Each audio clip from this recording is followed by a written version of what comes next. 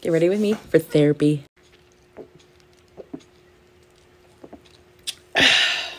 I've got like no lashes left and my brows need to be done like really bad. Here's why I have no lashes left. I've been crying way too much. Not crying because I'm sad. Every time I vomit, I cry. So my lashes, the retention has not been great. This eye cries more than this eye, as you can see, but I'm getting them done soon. So hydrate my skin.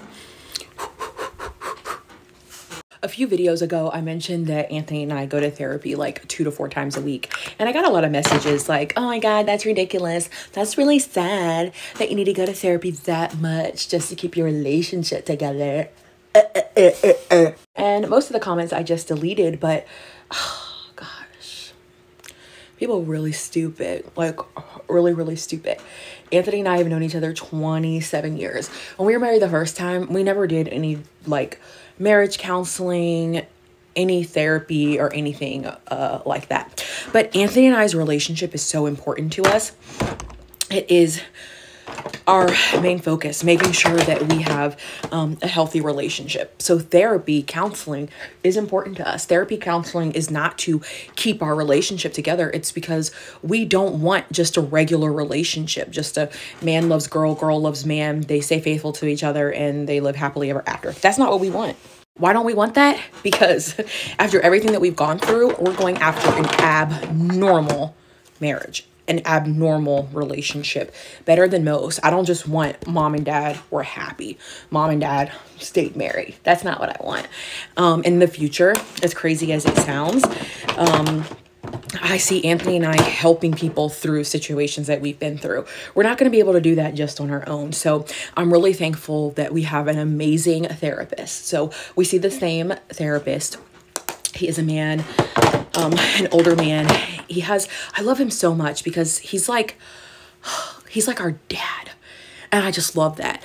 So we don't go 2 to 4 times a week, like in total, but sometimes like I will go, Anthony will go, we'll go together, and then Anthony will go. Or I will go, Anthony will go, we'll go together, and then I will go. But it's worth it. We get to learn so much about ourselves. And like the main thing that we're doing at therapy, like how often do we talk about the affair? Really not that much, because that's not what the breakdown of our relationship was about. We spend so much time in our therapy just talking about who God says that we are, breaking down a lot of those ideas and lies about ourselves that we've believed. And I just love it so much. And it's so affirming to just like hear that on a regular basis and be able to go in. I totally forgot to do bronzer. So I'll fix that. And to just be able to go in and be like, you know what? This drove me crazy this week. Or like, I'm struggling with this and I don't know how to handle it or deal with it. And a lot of times, like, I go in there thinking like, okay, you're going to help me fix this problem. And he helps us see like, okay, that's not the problem. The problem is going back to your identity. Like, you don't know who you are. And like one of the main things he's been working with me on is like, you got to stop calling yourself a whore. Like, you got to stop saying I'm an adulterer, I'm this, I'm that, I'm that, because that's not what Jesus sees. And that wrecks me every single time he says it. Because in this like journey of mine to take accountability, it's like I find myself saying it over and over and over again. And it's like, well, if I say it first, then you're not going to be like, she's not taking accountability. So if I'm just like, yeah, I'm an adulterer, I cheated, 15 years ago. It's, this is what we're dealing with or whatever. Then it's like, okay, I don't have people going around saying it. I'm saying it first. And I kind of take that sting out of the shame that the enemy wants me to have about it. It's like, you got to stop saying it because that's not how Jesus sees you. So I find myself a lot of times having to correct myself or having to adjust the things that I'm saying. He teaches us a lot about the Holy Spirit and just how he's like really real. He's a helper. He's a friend. And he's right there. And just how much we give up when we don't access the help that he offers us. And so I really love it. I feel like it's made us as individuals better people. I also shared in that video, I don't even know why I'm brushing these lashes. I got like 6, but I refuse to take them off. I'm not taking them off because I got 5 over here, but I got like 10 over here. I'm just going to let them hang on for 2 more days.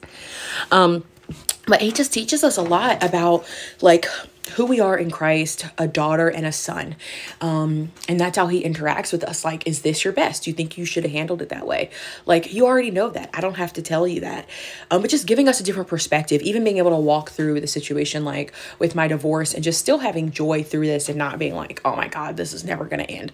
Like, we spend less time talking about us together in our relationship versus just the individual us. Like showing up me as my best self, Anthony showing up as his best self. And I just love it. Like, we love going. And the people that have something bad to say about it, it's like, number 1, where's your man?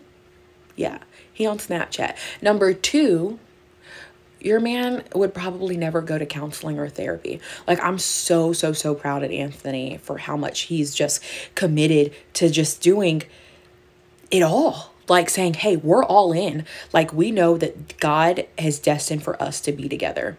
We already know like the prophecies that we've had. We already know what God has for us in the future. And it's like now figuring out that in between piece, having to get up, get our shit together, deal with stuff, and really show up as a daughter and a woman of God and a son and a man of God, regardless of what's going on around us in our environment. So that's why I love going to therapy. And I think it's really great to just have a place to literally just go and dump. Like, I probably spend my first 12 minutes just like saying it all. And I love, because we're seeing the same person, it's like this bridge that we have to be able to help us communicate. Like, I will, if there's something that I'm like, which I haven't had something where I'm like, hey, I'm not ready to share this with Anthony yet, but the therapist can respect that and say, okay, they're not going to just go and be like, hey, Anthony, just want to let you know what Abby said in therapy. But then when we come together in therapy, if we decide to bring up those things that we've discussed individually, we can. I've been doing therapy much longer than Anthony, so I'm probably more open and more in touch with my emotions than he is. I already did my other deodorant, but I just saw this one and it's little and I want to do it. But it's just really good to have a space. And I feel like men really need that. And it's good for us women to have it too. My mental health is my number 1 priority. Like, even when it comes to my children, I cannot be a good mother if my mental health is not okay.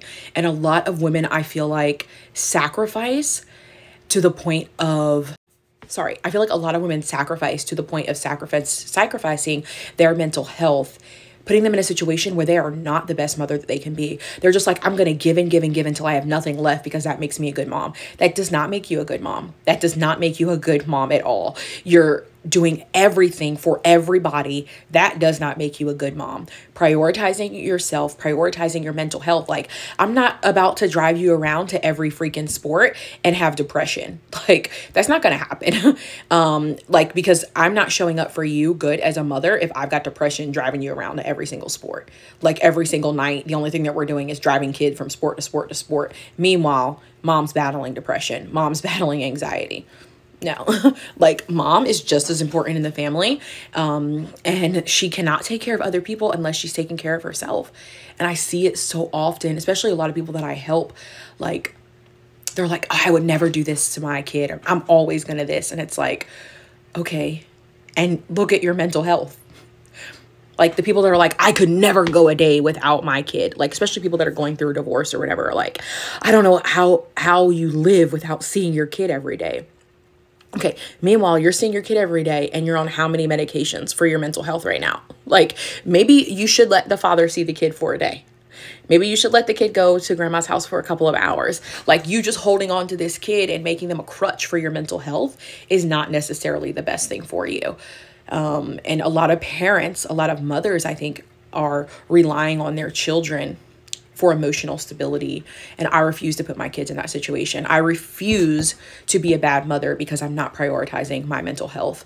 And since I started doing that, I feel like I am a much better parent. I'm a much better mother. I'm able to care for my children much better and fully show up for them in the way that they need. So that's why I love going to therapy. It's not about, oh my God, I can't believe you have to go to therapy that much just to keep a relationship together. I'm not going anywhere. Anthony's not going anywhere. This is forever.